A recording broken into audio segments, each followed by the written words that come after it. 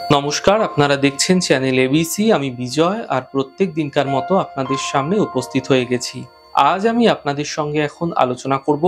দেখুন, জন্মছকে লগ্ন থেকে ঘড়ির কাঁটার ঠিক বিপরীতে একাদশতম যে ভাবটি আছে, আমাদের জন্মছকে আয় ভাব নির্দেশ করে থাকে, যাকে আমরা একাদশ ভাব বলি। জন্মছকে ভাবটি খুবই গুরুত্বপূর্ণ, কারণ এই ভাবে এবং ভাবপতির শুভ বা অশুভ প্রভাবে আমাদের অর্থনৈতিক দিকটি কিন্তু নির্ভর করে থাকে। একাদশ ভাবের সাথে দ্বিতীয় ভাবের গুরুত্ব কিন্তু এক্ষেত্রে অত্যন্ত বিশেষ গুরুত্বপূর্ণ।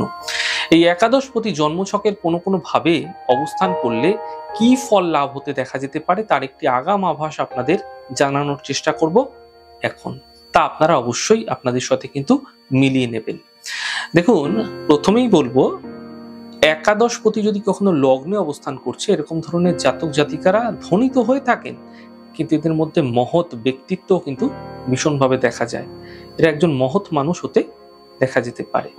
যদি একাদশপতি দ্বিতীয় অবস্থান করছে, তাহলে জাতক জাতিকা ভাগ্যবান তো হবেন, কিন্তু খরচ এদের ক্ষেত্রে প্রবলভাবে হবে, খরচ প্রচুর হতে দেখা যাবে। একাদশপতি যদি তৃতীয় অবস্থান করছে, তাহলে জাতক জাতিকার তীর্থ ভ্রমণের সম্ভাবনা প্রবল থাকে এবং মানসিক অশান্তি এবং বিভিন্ন রোগে ভোগার সম্ভাবনাও কিন্তু এদের ক্ষেত্রে একই সাথে দেখা যায়। একাদশপতি যদি চতুর্থভাবে অবস্থান করছে, তাহলে পুত্র সন্তান যুক্ত হবে, সুকর্মরত ব্যক্তি হবেন, পিতৃভক্ত হবেন এবং এরা সুখী এবং ভোগী হতেও এদের দেখা যায়। একাদশপতি যদি পঞ্চম ভাবে অবস্থান করছে, তাহলে জাতক জাতিকা সুপুত্রবান হবেন, ভোগী হবেন, সুখী হবেন এবং সুকর্মরত হতে তাকে দেখা যাবে। একাদশপতি যদি ষষ্ঠ ভাবে অবস্থান করছে, তাহলে জাতক জাতিকা শত্রু দ্বারা উৎপীড়িত হতে পারে, শত্রুর কষ্টে কিন্তু অনেক সময় তাদের ব্যয় করতে হতে পারে, রোগগ্রস্ত হতে পারে, দীর্ঘস্থায়ী রোগ হতে পারে এবং কোনো প্রবাসে তার বসবাস কিন্তু হতে দেখা যেতে পারে। একাদশপতি যদি সপ্তম ভাবে অবস্থান করছে, তাহলে জাতক জাতিকা দীর্ঘায়ু বিশিষ্ট হতে পারে, অর্থাৎ তিনি তার যে আয়ু সেটা কিন্তু অনেক বেশি দীর্ঘ হতে পারে, তিনি তেজস্বী হতে পারে এবং তার মধ্যে কিন্তু উদারতা একটা মন ভীষণভাবে লক্ষণীয় হয়ে থাকে। একাদশপতি যদি অষ্টম ভাবে অবস্থান করছে, তাহলে জাতক জাতিকা বেশিরভাগ সময় রোগ ব্যাধিতে কিন্তু ভুগে থাকেন এবং সেই রোগ ব্যাধি কিন্তু দীর্ঘস্থায়ী রোগ ব্যাধি হয়ে থাকে।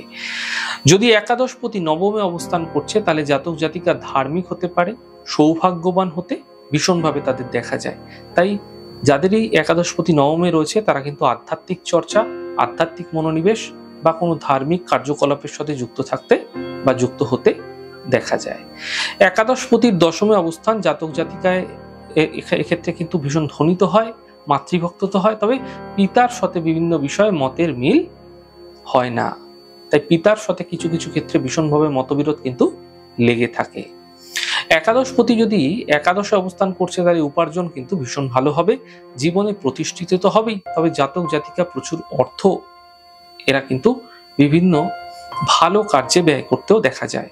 অর্থাৎ অর্থ উপার্জনও যেরকম এরা করবে, এরা জীবনে যেরকম প্রতিষ্ঠা হবে, সেরকম কোনো দান বা সেবামূলক কার্যে কিন্তু এদের অর্থ তারা কিন্তু ডোনেট করতে দেখা যায়।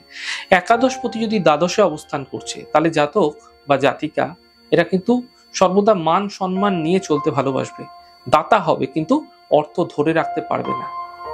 অর্থ উপার্জন করলেও অর্থ কিন্তু জলের মতো ব্যয় হয়ে যাবে, যাকে বলা হয় আয়ের থেকে ব্যয় বেশি, এমনটি কিন্তু এদের ক্ষেত্রে দেখা যাবে। তাহলে আজ আমি আপনাদের সাথে এখন আলোচনা করলাম বা একাদশপতি কোথায় অবস্থান করলে কি ফল বা কি পরিণাম দিতে পারে সেই সম্পর্কে আপনাদের সাথে আজ আলোচনা করার চেষ্টা করলাম। আমাদের এই ছোট ছোট আলোচনা যদি আপনাদের ভালো লাগছে, সেক্ষেত্রে লাইক করতে, কমেন্ট করতে, সাবস্ক্রাইব এবং শেয়ার করতে বন্ধুদের সাথে ভুলবেন না। অনেক ভালো, সুন্দর, সুস্থ থাকুন। আগামী পর্বে দেখা হবে।